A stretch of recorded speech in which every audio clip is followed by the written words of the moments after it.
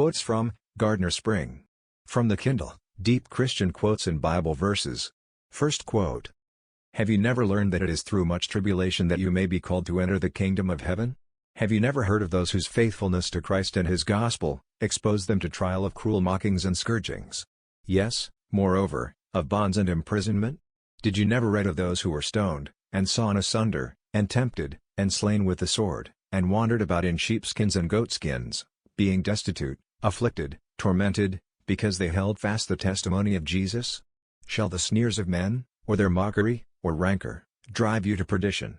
Were it not easier and better meekly to endure their reproaches now, than to endure them, and your own, and the reproaches of the universe forever?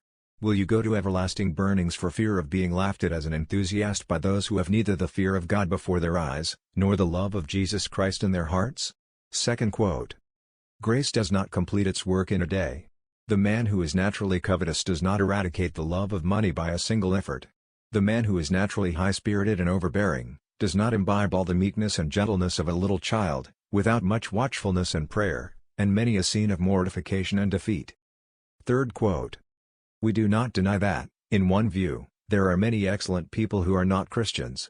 There are kind husbands, careful fathers, dutiful children, excellent merchants, excellent mechanics, excellent scholars, vigorous magistrates, and worthy citizens, who are not Christians.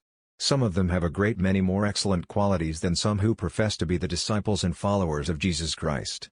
But by the very terms of the objection, they are not Christians. They lack this one thing. Their excellence does not flow from any religious principle. They never act from a sense of religious duty, or from any regard to the authority and love of God. Fourth quote.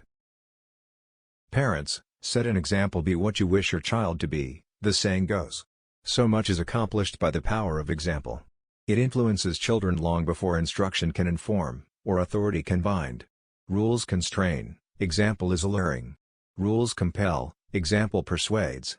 Rules are a dead law, example a living law.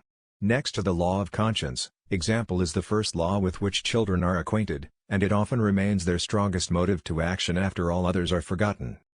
Fifth quote.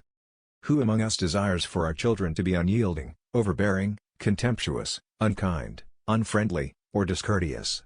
But if they discover these in us, our example will govern their conduct. Thanks.